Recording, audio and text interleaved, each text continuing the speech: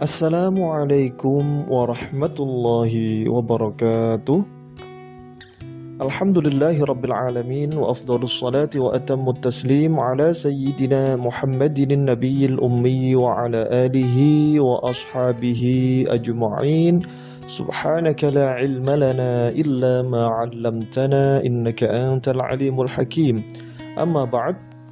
Sahabat-sahabati yang dirahmati Allah Subhanahu wa taala, ada sebuah pertanyaan yang disampaikan kepada saya terkait dengan hukum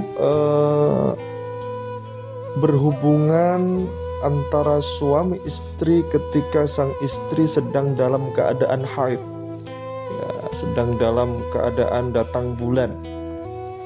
Nah, terkait dengan hal ini, ada sebuah ayat di dalam surat Al-Baqarah, yaitu ayat ke-222 yang menjelaskan tentang hukum perempuan yang sedang haid.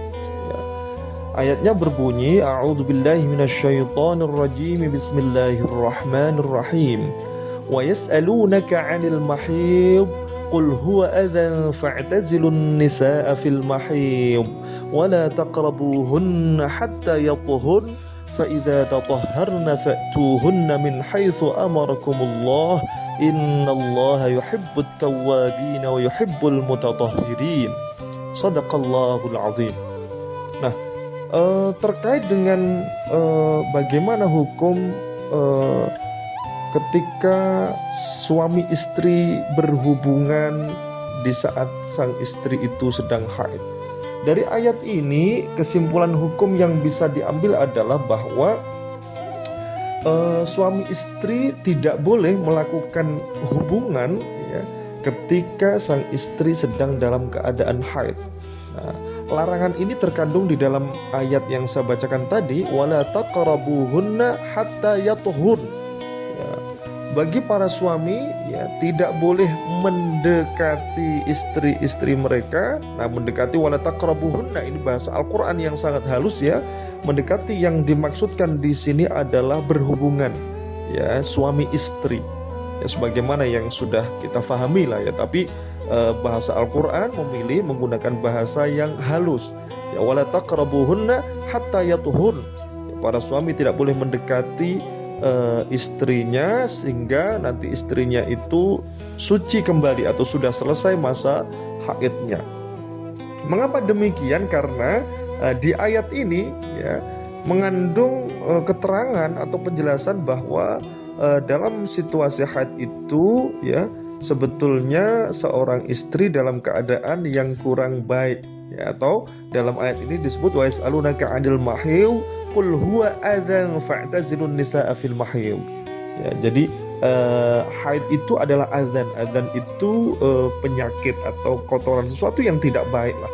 Ya, jadi darah yang tidak baik, yang tidak yang kotor itu justru keluar dari tubuh seorang perempuan ketika ia sedang dalam keadaan haid. Nah, maka seorang suami, ya, diperintahkan untuk menghindari hal itu, ya, ketika seorang perempuan atau seorang istri dalam keadaan haid, ya, kemudian sang suami tidak boleh untuk berhubungan dengannya, tidak boleh menggaulinya. Nah, sesungguhnya terkait dengan ayat ini juga ada sejarah yang melatar belakanginya bahwa di masa jahiliyah, ya, ketika seorang istri sedang haid ini bahkan oleh suaminya istri itu dikucilkan, itu bahkan untuk duduk bersama di meja makan saja, untuk makan bersama itu mereka tidak mau, ya, kaum laki-laki di masa jahiliyah,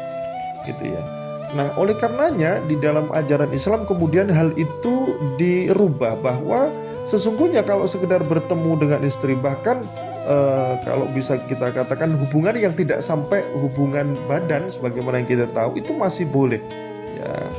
Artinya sekedar untuk misalnya mencium istri lah, bermanja dengan istri ketika istri dalam keadaan haid, itu masih pada batasan-batasan yang dibolehkan, ya, kecuali satu itu yang insya Allah kita semua sudah sama-sama bisa memahaminya, ya. Itu saja yang tidak boleh, tapi yang lain masih dibolehkan, kan begitu. Bahkan tidur bersama, artinya di satu ranjang itu pun boleh.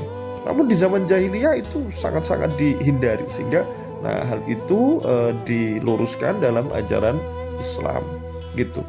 Nah, oleh karenanya bagi sebagian kaum muslimin yang belum tahu akan hal itu, ya, dikiranya bahwa ketika misalnya seorang istri sedang dalam keadaan haid, boleh-boleh saja dia melakukan hubungan dengan istrinya. Nah, ini perlu difahamkan, ya.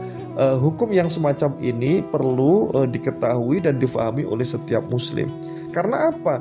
Dalam setiap syariat, ya, baik yang itu berbentuk perintah ataupun larangan, pasti mengandung hikmah. Yang dilarang, ya, biasanya akan ada madarat, ya, hal-hal yang tidak baik di belakangnya. Yang diperintahkan pasti mengandung hal-hal yang baik dan manfaat nantinya, kan gitu. Artinya Allah melarang suami istri berhubungan di saat sang istri ini sedang dalam keadaan haid, karena nanti akan menimbulkan kemadaratan. Nah, sehingga itu dilarang. Nah, hal-hal semacam ini yang perlu kita pahamkan. Nah, sehingga jika mohon maaf ada saudari atau sahabati yang sudah punya suami, kemudian suaminya belum mengetahui tentang hal tersebut, nah perlu difahamkan gitu. Sehingga maka mengetahui hukum-hukum Islam ini penting, ya, tidak hanya dalam hal-hal yang terkait dengan ibadah, tapi juga dalam hal-hal muamalah, dalam hal-hal ahwal asyasiyah, kehidupan sehari-hari ini juga perlu kita fahami, sehingga kemudian kita tidak melanggar apa-apa yang menjadi larangan dalam ajaran Islam. Saya kira kurang lebih seperti itu yang bisa saya sampaikan, ya, sahabat-sahabati semuanya. Semoga ada manfaatnya. Ada kurang lebihnya saya mohon dimaafkan. Wallahu a'lam bishawab.